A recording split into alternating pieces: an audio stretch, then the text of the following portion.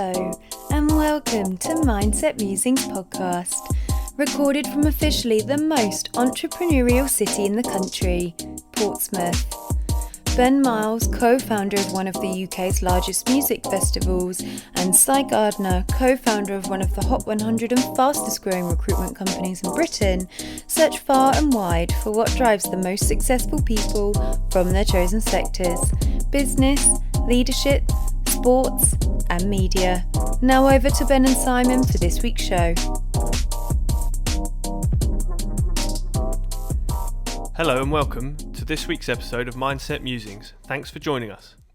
This summer, England will join 23 other teams when they finally take to the field in what should have been Euro 2020. And when they do, the voice of that tournament on ITV and Talksport will be chief commentator Sam Matterface. Sam has crammed so much into his career so far, probably because it began when he was still a teenager. From hospital radio, freelancing, to key radio in Portsmouth, Sky Sports News, and not to mention dancing on ice. Sam talks to us candidly about the ups and downs of his career so far, being in the right place at the right time, and why you shouldn't leave your microphone open whilst taking a phone call.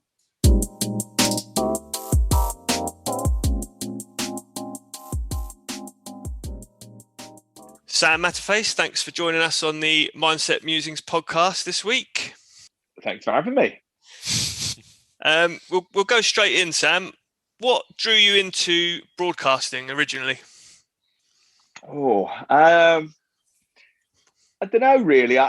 There's so many different things that I sort of, whenever I'm harping back and thinking about it, I'll come up with. I suppose the key moment is sitting on a sofa, watching Saturday morning TV, Simon Parkin doing a tour around the newly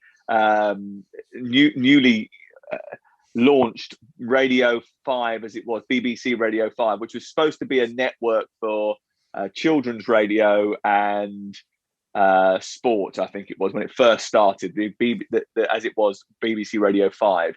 And then it changed to 5 Live, obviously news and sport. But when it first was launched, they did a sort of a tour on going live or live and kicking or something like that. And I just sat there, like you do as a 12 or 13-year-old. Maybe I was older than that. I just turned around and went, I'm going to do that when I'm older. And my mum just leant over, took a break from doing something else and just went, well, you're not going to do it sitting down there, are you? I went, okay. So we get on the phone to a hospital radio station or something. And that's exactly what I did. And then I think I did that relatively quickly afterwards.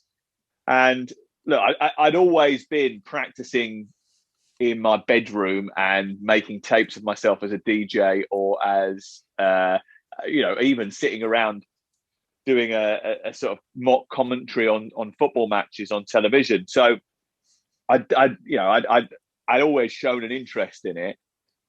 Probably, when did I first show an interest in actually going and doing broadcasting? Then. And I went and did it very, very quickly. I got on, caused a bit of a fuss, got myself in the door. Once I got myself in the door there at the hospital radio station, I stayed.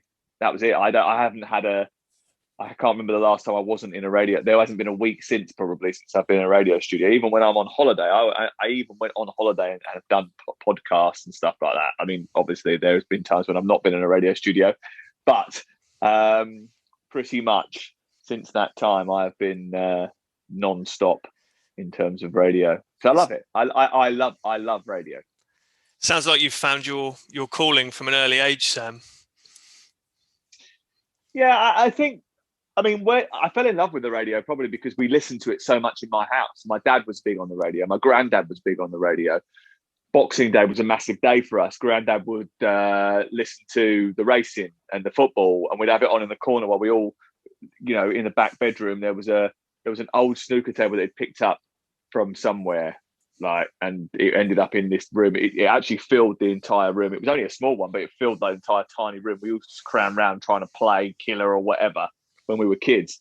And he lived in a basement flat in Battersea when Battersea was not Battersea. And there was, it was a tiny little place, and we sort of crammed in there on Boxing Day every year. And it used to irritate him, I think, that in the end, my nan would come in and put a sheet over the table, then something else over the table, and then lay out a buffet on it afterwards. And it'd be like, oh, we have to stop playing snooker now. But we used to listen in the corner to the Boxing Day games. So that's why, I mean, even when we haven't got rights to do, but we have got all the rights on Boxing Day now. We didn't at one stage. I always did Boxing Day. I always worked Boxing Day. I love Boxing Day because mainly I wanted to do Boxing Day because then I know my dad would be listening, because he now does exactly the same thing that my granddad used to do. Only I never go because I'm always working. Ah, nice. Cherished memories there. Just for the benefit of the listeners, quickly, can you just give us a quick run through? Obviously, you said you started at Hospital Radio. You worked on a couple of other local radio stations before you progressed in your career. Can you just give us a quick background into that? So I started end of '92 in Hospital Radio. I was there for a long time. Well, I thought at the time it was a long time. Within a couple of years, I was 16 when I worked on a station called RTM. I did my first show on RTM when I was 16. I did a few shows for them. I got fired for leaving the mic open when I was taking a phone call, which didn't go down particularly well.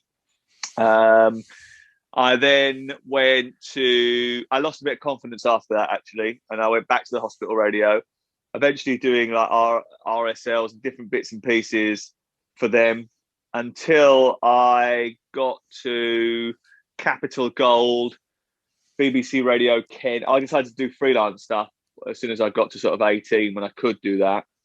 And yeah, Capital Gold, BBC Radio Kent. I worked at Wimbledon Football Club when it was at Selhurst Park for a while, doing their television stuff, and just doing as much as I could, really, if I'm completely honest. And I did that for a couple of years, probably about 3 years, 2 years, 3 years.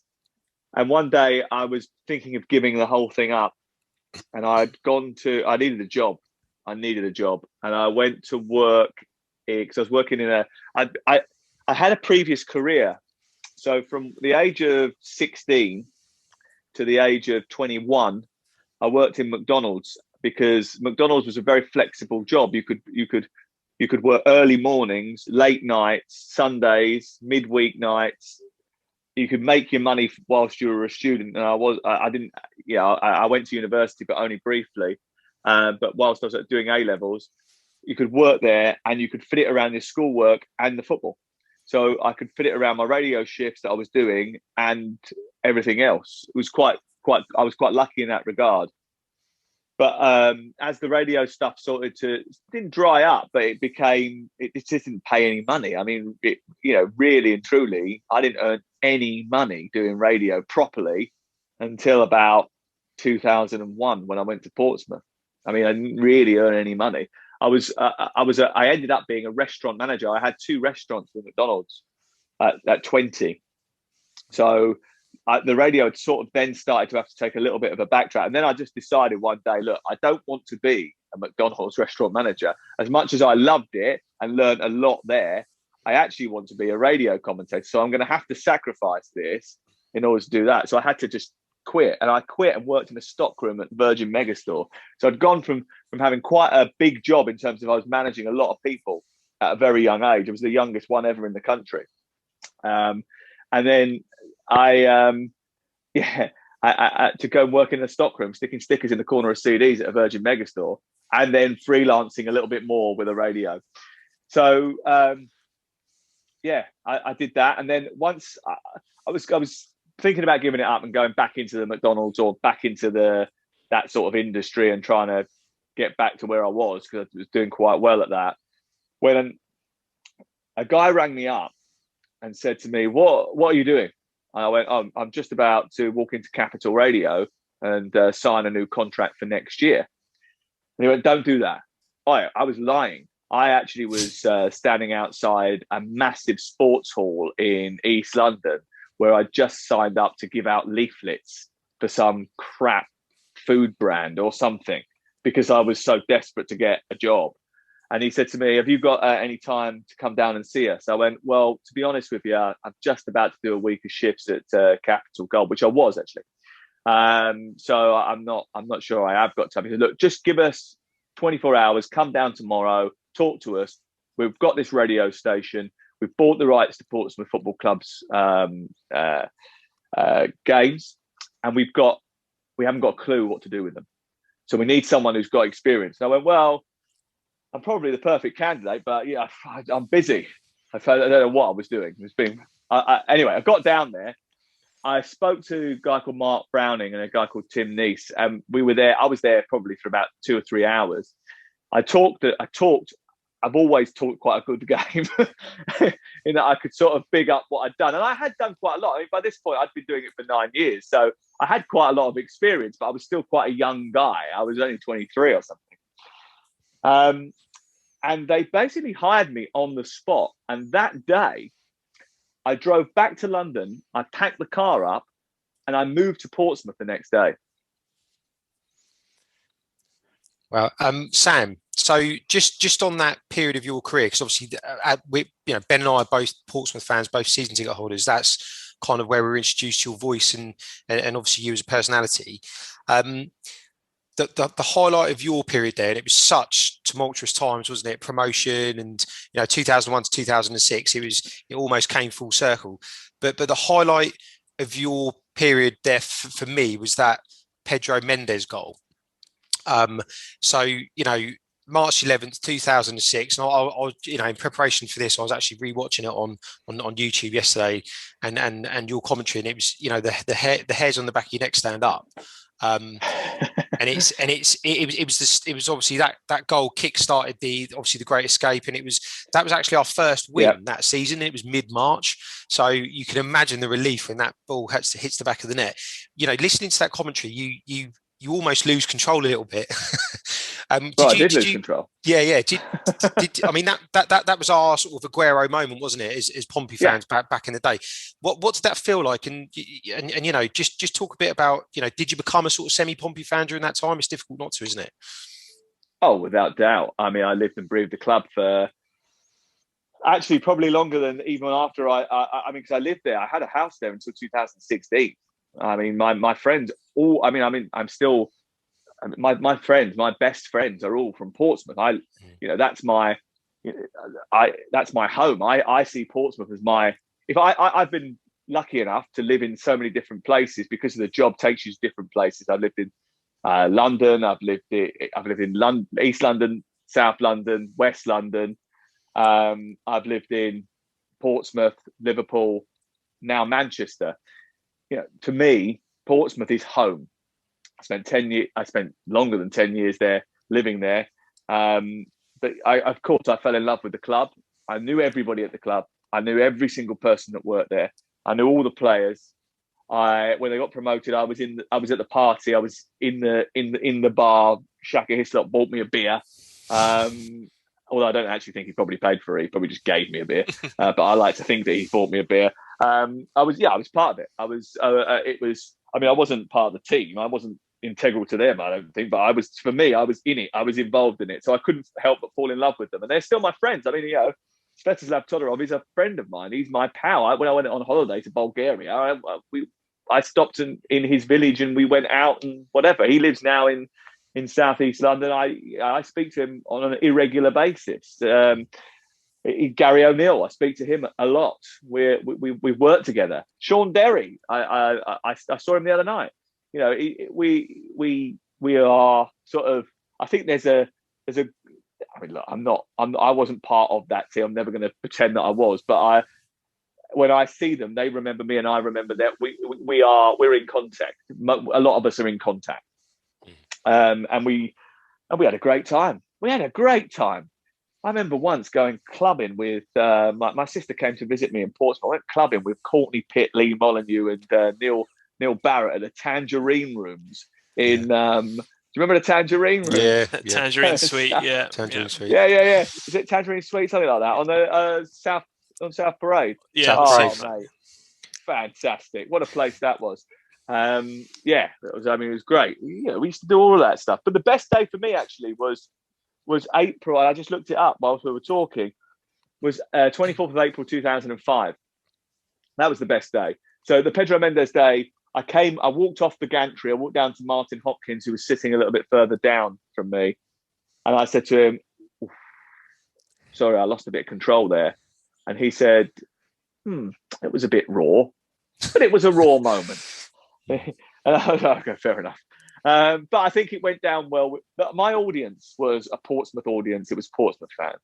I was allowed to lose that. So I was allowed to lose it. We were allowed to enjoy it because we were all in it together. I mean, by that time, I think I probably was doing the breakfast show as well, which meant that I was literally living and breathing the whole city every single day. I don't think I slept for about 4 years. So, yeah, look, of course I became a Portsmouth fan, but that's probably why my favourite day is 24th of April 2005, because that's when they beat Southampton 4-1. Yeah. That was an incredible day, which we all enjoyed thoroughly. So from the Key, you then went on to work at Sky Sports. Would you say that was the big break in your career? It was definitely a major step forward, and it came out of absolutely nowhere. It came because I just decided that I was leaving. I'd fallen out with the people that ran the station. They were selling it to Portsmouth Football Club, which I thought was a disgraceful idea.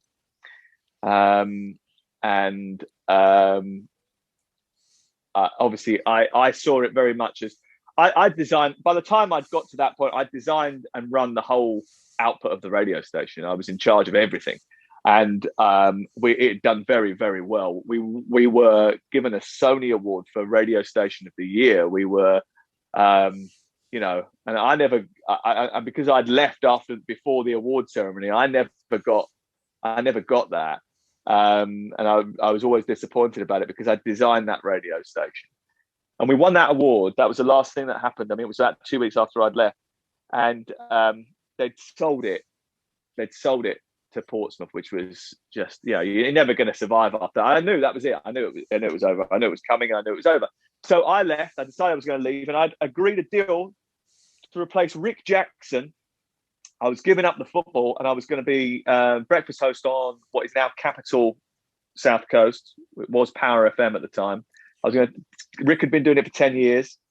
I knew Rick. He rang me after I'd been offered the job by the guys there, and he said to me, "Look, the fact that you're doing it is great for me. I think it's great, for the station. Blah blah blah. I'll help you any way I can." He was brilliant with me. I took the whole summer off, and I spent the time designing the breakfast show, the new breakfast show on Power FM with Zoe, who ended up doing it with Paul Gillies. And we designed it. We were ready to go. We were about a month out, and my agent, who I'd only just signed with, said to me, "Look, Sky want you to do a screen test." I was like, okay. I've never really been interested in doing any of that stuff, really. And I went and did a screen test, and they hired me straight away the next day. They hired me. They offered me a contract, and I had to then make a big decision. Was I going to pursue the presenter route? Probably would have ended up being a producer or program controller. Probably would have been a management position in radio rather than a front-facing person. Or I was going to go down the presenter route, and I didn't really know what to do. And in the end, my agent told me what to do. So I went off to Sky, and obviously it was a great decision because I learned so much about television. I worked in television 4 years. I was part of the best time at Sky, what I think still is the best time that Sky Sports News has ever had, because it was on terrestrial TV and everybody watched it. It was in every pub. So I was lucky enough to be a part of that. It was great. It was absolutely great. I learned so much. They're brilliant. What a great company to work for. I mean, fantastic. Absolute. So innovative. So creative. So driven. Journalistically, I learned so much. I just think it was. I mean, it's brilliant education. I worked with Ed Chamberlain, who was great. He turned around and said, taught me so much. I worked with Georgie Thompson. Was the most generous broadcaster you could ever work with. She was so good to you. Simon Thomas was great, friend of mine. Tony Wright and Jules Warren, what great guys. Brilliant. Loved it. Absolutely superb. Wedderburn, legend. It was a golden time to work there, and I was pleased that I did. I worked under Andy Cairns, who was an old school boss. Matterface, what are you doing? Give us some sparkle. It was fantastic. He won't be happy that I've done that impression, by the way. He'll be annoyed that I've done that impression. He'll also be unhappy that my hair's so long. The gaffer was. I'm with you on used that to give one, me Sam. so much. He used to give me so much stick about my hair. Like, the barbers are closed, gaffer, if you're watching. Did you find the transition from radio into television quite a stark difference, or did you, because it was under a broadcasting nature, did you transition quite well? I thought it was too easy. I found it too easy. And the reason I found it too easy is because radio is the most amazing groundwork for someone who's just going to sit and read an auto cue. And that, essentially, I didn't just do that, because at the time we did a lot more ad-libbing and whatever, but you could, I'm used to that. I was used to all of that. And to me, the only difference was the cameras. I found the cameras really difficult to deal with, in terms of, I couldn't stand looking at myself. I found that really difficult. I became incredibly self-conscious about seeing myself. I had a massive nose at the time. I had it shaved off, actually, but I had a massive nose at the time. And I got a lot of stick online and emails and whatever. And it really knocked my confidence. So, but the actual broadcasting part of it, I found really easy. And I still do. Maybe I'm not very good at it, but and that's probably why. But I love the broadcasting, the television, almost best without an auto cue. I did loads of live games for Chelsea TV where I would present for them, and they'd say to me, "Here's the running order. Do you want an auto cue with a script?" I went, "No." I said, "Can we just talk?" And they're like, "Yeah, let's just talk." So I would just make it up on the spot as it would happen, because I'm used to doing that, because I've been in radio for so long. It was a lot easier. Kesey's great at that. Richard Kesey's great at that. Richard Keys don't write nothing down, ever. Never. Really? Never has a script. He just makes it up as he goes along.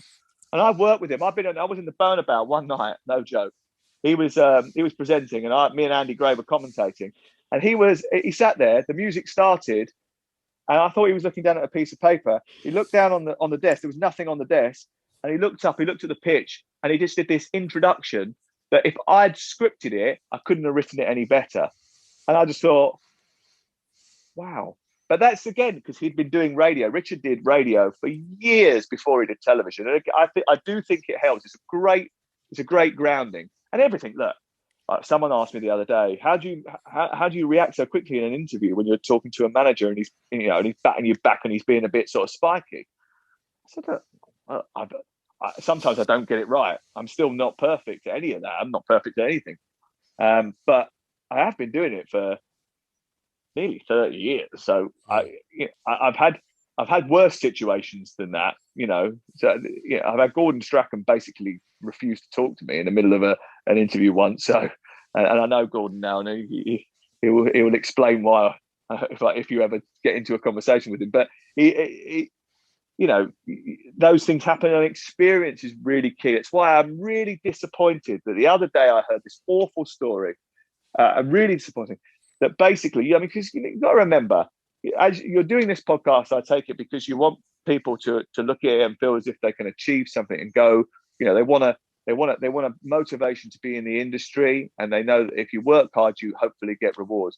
I heard this horrible story the other day. And I don't know if it's true, and I hope it isn't true, but I worry that it is. That an experienced radio commentator / journalist was told that he could no longer work for a radio station or conduct interviews for a radio station because he was 57. Because why would we want an older guy interviewing a young footballer? Now, why on earth would you spend 30 years working to get to that sort of level and then be told, "Oh, no, you're too old to ask the questions now"? Well, actually, I think an older person who's got a lot more experience with, a lot more knowledge, asking pertinent questions of an up-and-coming footballer is not a bad thing. I don't think that it has to be every week. I'm not saying that you should never have any young people interviewing young people. I'm not saying there should be a barrier to young people coming through the door, but I don't think we should be discarding our broadcasters as soon as they get a couple of grey hairs and get to their 50s. Otherwise, it's not a career, is it? it's a very short job. Yeah, no, I have to agree with you there. Like you say, the years of experience that you build up in a job like that, I'd say someone that was 57 would be much more, open to me employing them than the youngster fresh out of media training. But I suppose, like you say, hopefully that story isn't true. But if it is, then that's not really that good to hear. Just to follow on, just after you left Sky Sports, you've been at Talksport now for many years. One of the main I say main voices of the brand, I'd say. Are you still enjoying your time there, or have you got other things in the pipeline? I moved to Talksport. I didn't know what who switched Sky for Talksport in 2010. What idiot does that? But I did it because I wanted to be out and about. I'm so used to being on the road, so used to being at football matches, and I'd done 4 years in a studio, and I never really got any further than out of that studio environment. There was a boss there at the time who was higher than my boss, who didn't really want me to go anywhere else or didn't fancy me, I don't think. So, that happens. And I just thought, I'd always done radio commentary alongside my Sky stuff. So I was doing Sky Sports News, and we only did 4 days a week, really. And I worked at the weekend. I worked at IMG doing world feed commentary for radio. I loved it. It was brilliant. So I Talksport needed a new commentator for their new rights. And I thought, well, the station could go somewhere here, because it had a bit of a reputation for being a bit of a sort of, a bit of a cowboy type environment, especially in the early years. But the guy who they'd employed as the program controller wanted to take it to the next level. And boy, did they. And, I couldn't help but say yes to it. It was going to 2 games a week, every week. That was what I just worked Saturday and Sundays, really. And I got involved in it. I loved it. I've loved it ever since. I love it now. I will do anything to stay there and be a part of it because I just love it. I love the people. We've had great bosses all over the time that I've been there, really. And the latest boss we have, a guy called Lee Clayton, who came in from the Daily Mail about 2 and a bit years ago. I mean, he's taken it on another level. I mean, I don't know if you saw this week that we started live pictures from the studio on Twitter, Facebook and YouTube of the Jim White and Simon Jordan show. And that's just one of the many innovations. Now, I don't know whether, will all be in vision all the time, but it basically will become a sort of online TV thing as well. And, I just think the way they've done it is great. The steps and stages, we've been swallowed up by a bigger company, bought by a bigger company. And that has been, that's knocked it on again. And the way that it's been organised, the way that it's been, upscaled, I think has been brilliant. And I love listening to it. I think the key thing, whenever you're a part of an organisation, are you a customer of that? Do you want to be there? Do you want to, be in that restaurant? When I was at McDonald's, did I want to be in there? Could I see myself going in there? Could I listen to the Key on a daily basis? When I took over the Key as the program controller, the music was awful and I hated it. So I had to change it because I didn't like it and I couldn't enthuse myself about it. I don't know if that was the right thing to do or the wrong thing to do, but I couldn't buy into it unless we changed the type of music that we were playing. And Talksport, I didn't like Talksport when I first got there. I found it very aggressive and a bit over the top tabloidy. Some people will say it still is, but I think it's got more intelligent. I think it's definitely got more intelligent. I know it has because we've put so much more thought into it. I've been there 11 years now. We've worked so hard to change it, to give it a different focus. It's now, to me, the radio station that I want to listen to. Yeah, and I mean, I've listened to Talksport for a number of years now, and I've always wondered, what kind of Alan Brazil's like, and that little dynamic he's got with, Ali McCoist and Ray Parlour. It's, you just want to, you do want to watch it. So hopefully that is a new development.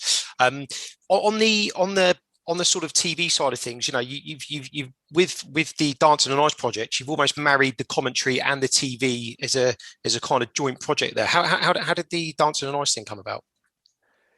Well, it's 9 years. No, it's probably 10 years now. Nearly 10 years since I started working at ITV as a commentator. So like the World Cups and the European Championships, I don't work for Talksport. I work for ITV, and I've been a part of their stable for nearly a decade now.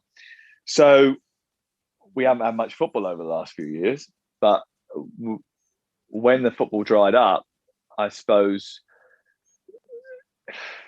that the opportunity was mad. I mean, the way it came about was ridiculous. It was they relaunched this program that I'd never watched and never heard of, really, because it's not me. I'm Sunday afternoons, Sunday evenings. I'm football. I'm watching the football, obviously, and they relaunched it with a guy called Matt Chapman, who I really like, by the way, and I think he's brilliant on ITV Racing. And he's got such energy and such he's so good in front of the camera. He's an engaging guy. And they hired him to be an in-vision commentator for Dancing on Ice. It didn't work. For whatever reason, it didn't work. I don't know why it didn't work, but it didn't work. And it didn't work to the point where after the first episode, they were like, it really isn't working. We need to change it. Or either that or he decided that it wasn't working for him. I don't know. But either way, I think they decided that they needed to take the envision away and just get a voice and make it a little bit different. I got a phone call from my agent on the Monday morning, must have been straight afterwards, saying, "It's Sam, you ever heard of Dancing on Ice?" I was like, "No, what is it?" Anyway, ultimately, I said, "Well, look, there's not going to be like I'm not going to look. Just give me a call if it comes to anything. Give me a shout." I was at Chelsea half time playing Arsenal League Cup game, I think, Wednesday night, and my agent said to me that they want you to do this program. I went, I was free on Sundays because we'd lost the rights on Sundays to football at the time. I was like, I honestly don't think this is a good idea, Joe. And she went, "Well, look, just hear them out and then go from there. But I think ITV want you to do it because, they want one of their people in there." And I was like, well, I felt like, I think I'm being sort of almost pushed into it here. They said, "Well, they're going to come and see you at 8 o'clock in the morning at Euston Station," because I was going back to Manchester. I was like, Mrs. Matterface is going to go mad about this. So anyway, I went and met them, and they decided that I was getting the job. It wasn't an interview. It was Clodagh and Katie, who I absolutely adore now. They basically just told me that I'll be there on Sunday and I'll be working there, and that would be it. They were very persuasive. And I then spent about 2 days. My sister spent about 2 days with me, coaching me through the people that were involved in it, watching over and over again the previous episode. I went and sat there on a Saturday. I was supposed to be doing Watford in the evening. I went there early in the morning at like 8 o'clock and watched 4 hours of skating before I went off to the football that evening, and then came back on the Sunday, and I'm there 7 o'clock in the morning watching them again for another 10 hours before we start. And I thought, what the hell have I got myself into here? And then the first one I did, someone messed up and got some fashion thing confused, and I had to react to it, and I was like, I don't know what to say. But I'll tell you this, it's fantastic. I love doing it now. I miss the football when I'm doing it, and sometimes there's a game on, and I'm a bit sort of like, I should be at Manchester United versus Manchester City, but I love it. It is, and I've learned, and again, like a bit like the Sky thing, really.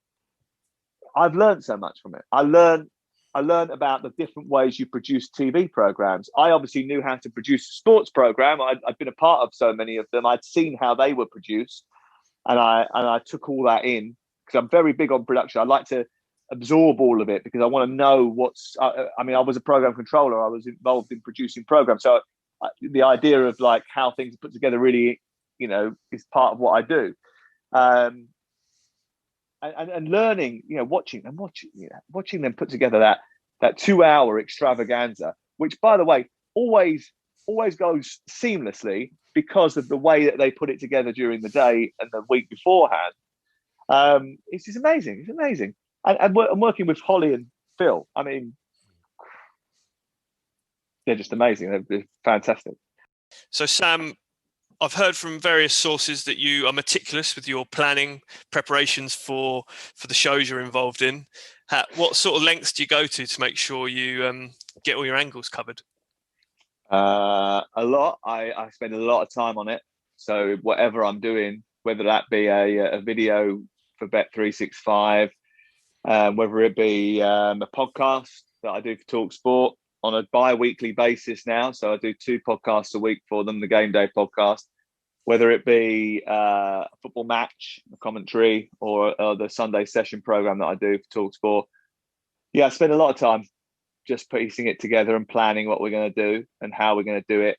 Again, I mean, over the years, I think it's probably got even more rather than less. I think sometimes as you get older, you sort of think some people sort of take their foot off the gas in terms of preparation because you realise you don't use a lot of it.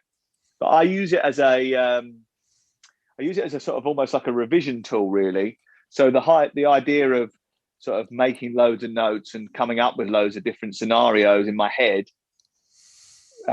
prepares me for when I get there. So when something then does happen, I can react to it, and I in my brain there's sort of some element of mental rehearsal that's already gone on. Like I can pull it from somewhere. I do mentally rehearse a lot of situations. So on the way to a game, okay, so last night, for example, I probably would have, if I was doing the Chelsea Everton game, I would have gone through my mind as to what happens if Timo Werner scores. What happens if Timo Werner misses again?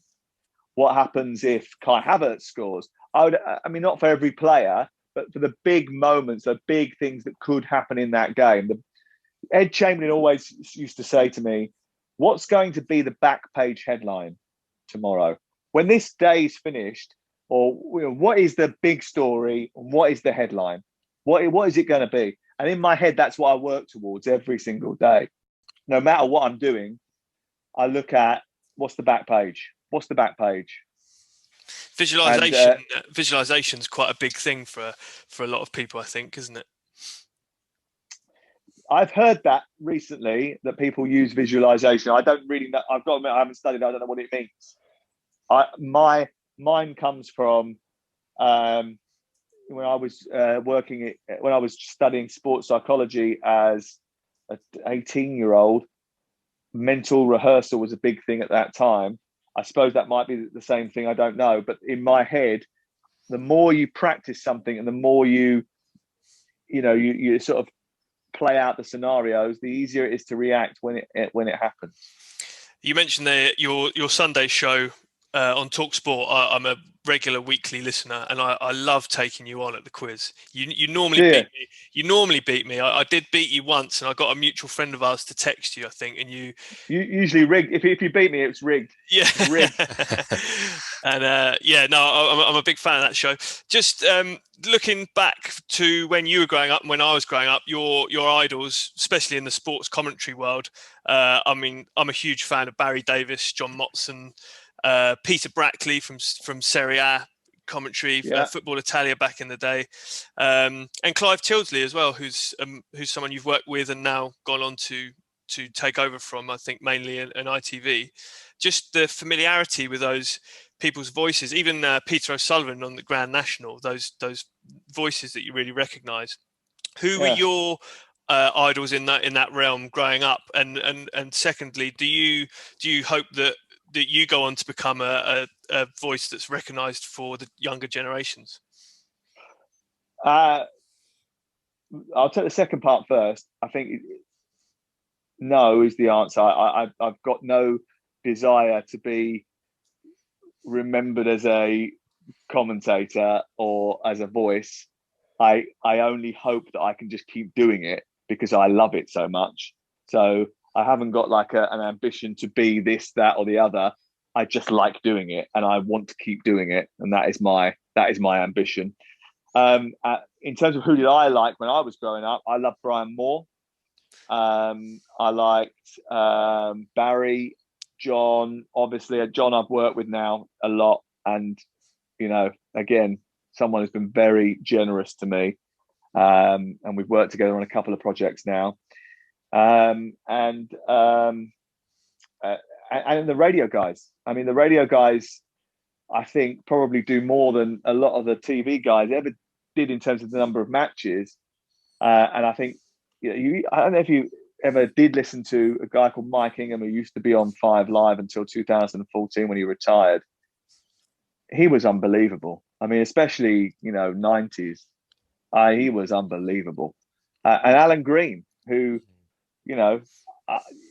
Greeny's one of those guys who I think towards the end people sort of had a different view of or whatever, but in the peak of his career, the guy was absolutely fantastic. To me, he's always fantastic. I think he's a brilliant descriptive commentator. I think maybe sort of towards the end, he had a bit of a fallout with 5 Live, and it didn't quite work out on Match of the Day as maybe he'd hoped. But I mean, he was on radio at one stage untouchable in terms of the rapidity in which he could get the words out and the way he could describe the action so quickly. And then, and he just had a great voice, didn't he? I mean, his voice is fantastic. He's synonymous for me with big European nights midweek, especially back in the Alex Ferguson Man United days in the 90s. Alan Green's voice for me was definitely a memorable one. Simon, you had a next question, did you? Yeah. So, is there been any low points, any real low points in your career? And, how have you bounced back from those? Yeah, I told you earlier, I got fired at 16. I'd got this great opportunity to go and work at a local radio station, and I got fired. I just got fired. I wasn't ready for it. Probably I wasn't ready for it. And instead of helping me through it, they just fired me. And I think that did teach that I didn't take it very well. And I don't think that, I mean, it wouldn't happen like that now, but when I was growing up, the industry was it's still quite brutal industry. It was even more brutal then. And it did prepare me for the brutality of it. I think I sort of realized that you make a mistake, you're out. And that I've had a few low points. I've made mistakes. Obviously, you make mistakes. You make a lot of mistakes. 25, 30 years, you don't go through that period without making mistakes. Obviously, I made mistakes. I took on people I shouldn't have taken on, who've criticised me, who have had trolls or whatever. I probably shouldn't have got involved with that. I had cancer in 2009, which sort of centered me a little bit in terms of it made me sort of appreciate what life was about, really. Which is one of the reasons actually why I moved to Talksport, because I just thought, what have I got to lose in life? I've not got jobs that I've wanted. I've been not given games that I've wanted to do. Obviously, I was sidelined. I've been sidelined at certain points in my career. That all those things happen to you, and you don't. You have to just. I used to get upset and angry about it. I definitely felt at Sky Sports News when I was towards the end there that I wasn't getting opportunities that other people were getting. I know why that was, and it was because there was somebody who was much higher up in the organisation who didn't think that I could handle that. I think I got frustrated at that point. My boss told me to not get frustrated and keep going, and it would all come. But I was a bit impatient, maybe, and maybe I left because I just thought, well, you're not giving me what I want, so I'm going to go somewhere else. Maybe that was the wrong decision. I don't know. But I feel like I've had a good 11 years at Talksport, so I've enjoyed that. I think you just have to keep going. You're going to get knocked back. You're going to get biffed off, your contract's going to be ripped up, or someone's going to bin you at some point. You've just got to try and you got to believe that you can do the job. And if you believe that you can do the job and you think you're good enough to do the job, then you just have to keep going, really, like we all do. We all have to keep going. The one problem I think is a major issue, and I think it will be sorted out in 10 years' time, probably too late for me, is the lack of security in the job. I mean, there is no security in the job. It's a really dangerous industry to put your eggs into, to put all your eggs into, because it's, one day you can be on top of the world and then have gigs coming out of everywhere, and the next day, literally, you can just have nothing. And that is a tough place to be. But that is the nature of it. And I don't think that will always be the nature of it, because I think mentally that's not a great way of operating. So I don't think it's a great way of operating with staff. Brand. We all know that with radio, the longevity is a major thing. So, I find it very strange when people ditch people very quickly, or especially good people, just because they feel like they want to change. So, but look, it's the way it is, and you do have to get on with it. On a personal level, on that note, how do you keep yourself in check? Do you practice any mindfulness, or you keep yourself fit and healthy? I know you like to go running, and obviously you mentioned you had a bit of a health problem a few years ago. How do you kind of keep your mind channeled? I do a lot of work, so I suppose my mind is channeled. My mind's very busy. So it's always thinking. It's always got something going on. So I suppose, how do I quieten that is a real key issue for me. I quieten it by listening to audiobooks. That occupies my mind so it doesn't drift into an anxious state. I've had that. I know how difficult that is, especially when you have your low moments in your career where you think that it's not going anywhere and you're going to have to do something completely different. You're panicking about money, how you're going to support your family, all that kind of stuff. And you need a way of trying to control those thoughts, really. I do that via the audiobooks. I do exercise. I did do running a lot, but I had COVID quite bad. And I have a thing with my feet now, a vasculitis in my feet as a result of that. I can't really do that much running, which is a real pain. So I've got a bike, a static bike, which is just here, which is in the studio. And I do a lot of that. So I keep myself, I try to be active. I'm crap at eating. I'm really bad at eating. Because I'm on the road all the time, I'm just really bad at it. I think also because I worked in McDonald's for so long, I actually seem to think it's okay to eat a lot of McDonald's, which is not really. I mean, I've eaten too much. I've probably eaten in my life more McDonald's than most people, most families will ever eat in McDonald's. But look, I've tried to be a bit better with that. In the way I eat.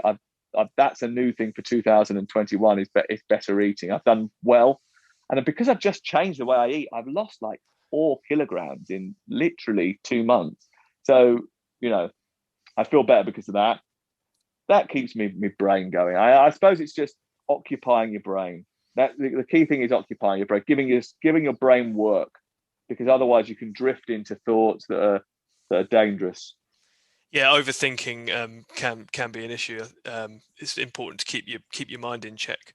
Just one last question, Sam. Thanks again for joining us, because I know you're pushed for time. What's your ambitions for the future? I know you're pretty settled at Talksport. You're enjoying your time there. But is there anything you'd like to have on your CV? Maybe commentating on a World Cup final for ITV, or bigger plans than that even? Yeah. My plan is to survive the year. That's my first ambition. To get through the year.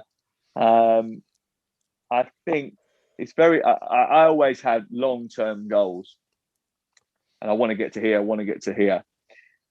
Sometimes you have to sort of just concentrate on doing your job well. And I think one of the things I need to do over the next year is I've got a very prestigious job to do with England and ITV. over the course of the next 6 months, I need to do that well. I need to focus. I need to make sure I get the tone right. I need to make sure that I'm hitting all the marks. So yeah, that's my main job, is to make sure I get that ITV England job right. And I want to be part of this Talksport revolution. I believe that it's going to be a massive thing. So I want to be a part of that. I want to make sure that I'm a part of that. And I want to work with the people that are there, because I think they are the great people. Well, I work with Laura Woods, fantastic. I work with Jim White, brilliant. I work with Adrian Durham, sensational. My boss is top notch. You know, I've got young producers like Declan McCarthy, a guy who no one ever hears of because he works behind the scenes at Talksport, but he's a massive part of it. You know, so look, I want to be a part of that. If there's one thing I want to do that I haven't done, I want to do a different sport. I would like to be able to commentate on something else, probably boxing, but I don't know whether or not I'll get that opportunity. I missed an opportunity once to do it. I was going to do the Amir Khan fight in Saudi Arabia for the world feed. I was going to do, if people don't know this, but I actually was booked to do the most recent Tyson Fury fight. And I thought I was going to get the opportunity to do that. And I'd done a lot of study for that. But it got cancelled on 12th of December. So, you know, maybe one day I'll get the opportunity. I've missed 2 opportunities with it. Maybe third time lucky, I'll get the opportunity to do that. Hopefully you get there. Ian Darke is someone that's crossed over from football to boxing. Is he someone that inspires you in that light? Well, Ian, I didn't mention him earlier on. I maybe should mention him more, because he is and always was someone who has been pretty much the driving force in my career. Really, he's told me to do it. He told me that. He said, look, you when I was at Portsmouth doing the key stuff, he told me, he said, look, you need to be doing stuff that's of a higher level than this. You need to be pushing yourself now and going to the next level. And he was great at giving me advice. He was great at coaching me. He was great at, he's been brilliant at encouraging me. And I bounce ideas off him even now. You know, I got an email the other day from a footballer's agent who asked us not to call a footballer by his name, but call him by his first name. And Ian is Ian's a sage, and I always like to go and say to him, what do you think about this? Should we be doing this? Is it the right thing to do? And then he sort of says to me what he thinks, I say what I think, and then we actually settled on, yes, it was the right thing to do, and we both do it. But yeah, he's great. And he's a great guy. He's a very good guy to hang around with, and he's very knowledgeable. Sam Matterface, we're out of time, but thank you so much for joining us for this chat on the Mindset Musings podcast. Thank you.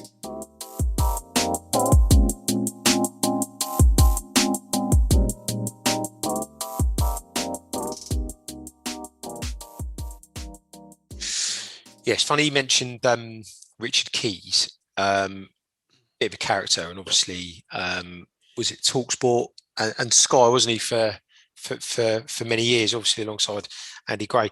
I actually met Richard Keys once in the VIP section of BCM nightclub in Magaluf.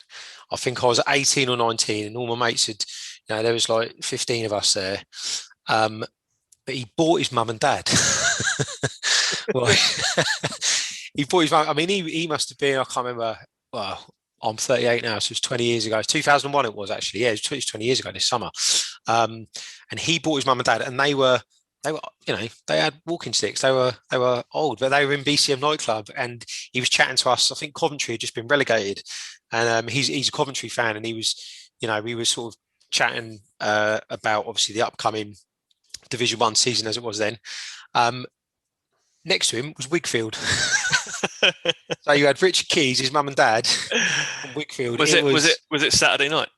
It was Saturday night. No, I'm not too sure, but honestly, it was really it was a surreal experience. God knows why they were there, and I didn't even ask, to be honest. But no, with Sam, I think it just goes to prove, things aren't always a kind of 45-degree trajectory, are they, in terms of success? He he was quite open and honest. He got sacked from his first radio job, and obviously look at the career he had after that.